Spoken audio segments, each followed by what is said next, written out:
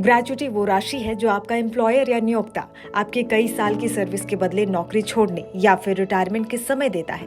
एक प्रकार से ये रिटायरमेंट के समय दिए जाने वाले फायदों में से एक है। नौकरी से रिटायर होने पर प्रोविडेंट फंड और पेंशन फंड के साथ साथ एक और रकम नौकरी पेशा शख्स के हाथ में आती है, जिसे ग्रेच्युटी कहते हैं। आज के युग में पूरा करियर एक ही कंपनी में बिताने की बात अब पुरानी हो चुकी है। आमतौर पर लोग जल्दी जल्दी नौकरियां बदल लेते हैं, लेकिन उन लोगों के हाथ भी ग्रेच्युटी आती है जिन्होंने कम से कम 5 साल किसी एक कंपनी में बिताए हैं। अब कुछ ऐसे सवालों का जिक्र करते हैं जो लगभग हर नौकरी पेशा इंसान के दिमाग में कभी ना कभी आते हैं।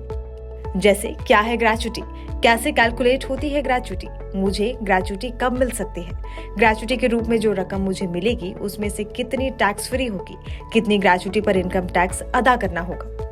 रिटायरमेंट या नौकरी में बदलाव करने पर हासिल होने वाली ग्रेच्युटी का इंतजार बहुत से लोग इसीलिए करते हैं ताकि ग्रेच्युटी की रकम के माध्यम से कुछ रूटीन खर्च चलाया जा सके। अब सबसे बड़ा सवाल, ग्रेच्युटी कब मिल सकती है? ग्रेच्युटी हर उस कर्मचारी को दी जाती है जो अपनी नौकरी छोड़ने या रिटायर होने से पहले लगातार 4 साल 10 महीने और 11 दिन काम कर चुका हो। ऐसे प्रत्येक कर्मी की नौकरी को 5 साल की सतत सेवा यानी लगातार सेवा माना जाता है। नियमानुसार 5 साल की नौकरी के बाद ही किसी भी कर्मचारी को ग्रेच्युटी का हकदार माना जाता है। इसलिए याद रखें, अगर आपको साल 2 साल में यानी जल्दी जल्दी नौकरियां बदलने की आदत है तो ग्रेच्युटी की रकम कभी भी आपके हाथ नहीं आ सकेगी। सैलरी तो हर महीने मिलती रहती है और उसकी पे स्लिप भी, इसीलिए हर नौकरी पेशा शख्स को पता रहता है कितनी बेसिक सैलरी मिली, कितना महंगाई भत्ता और कितना मकान किराया भत्ता और कितना इनकम टैक्स काटा गया। लेकिन नौकरी बदलने या रिटायर होने पर ग्रेच्युटी कितनी मिलेगी, इसका हिसाब लगाना सभी को नहीं आता। अब जानिए ग्रेच्युटी कैलकुलेट करने का फॉर्मूला क्या है। किसी भी नौकरी में 5 साल से कम काम करने पर ग्रेच्युटी नहीं दी जाती है, लेकिन उससे ज्यादा वक्त कंपनी में नौकरी करने पर ग्रेच्युटी पर आपका हक होता है।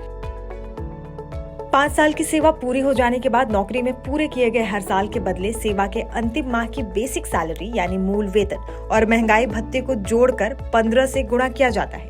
इसके बाद हाथ आई रकम को सेवा में बिताए सालों की संख्या से गुणा करते हैं और अंत में हासिल रकम को 26 से भाग दिया जाता है। बस वही होती है आपको मिलने वाली ग्रेच्युटी की रकम। अब लेते हैं एक उदाहरण। मान ले आपने किसी कंपनी में 21 साल 11 महीने काम किया। उस कंपनी में आपका आखिर मूल वेतन यानी बेसिक सैलरी 50,000 थी, जिस पर आपको 25,000 महंगाई भत्ता भी दिया जाता था। अब समझे, इसी मामले में आपकी नौकरी की अवधि 22 साल गिनी जाएगी। अब आप 50,000 और 25,000 की रकमों को आपस में जोड़ देंगे और अब आपके सामने 75,000 की रकम आएगी, जिसे 15 से गुणा करना होगा। अब आपके सामने 11,25,000 दिखाई देंगे। अब इस राशि को सेवा के कुल सालों यानी 22 से गुणा करेंगे। इसके बाद जो रकम आपके सामने होगी वो है 2,47,50,000, जिसे फॉर्मूला के अंतिम चरण के तौर पर 26 से भाग देना होगा। अब जो रकम आपको दिखेगी वो होगी 9,51,923 और बस यही आपको मिलने वाली ग्रेच्युटी होगी।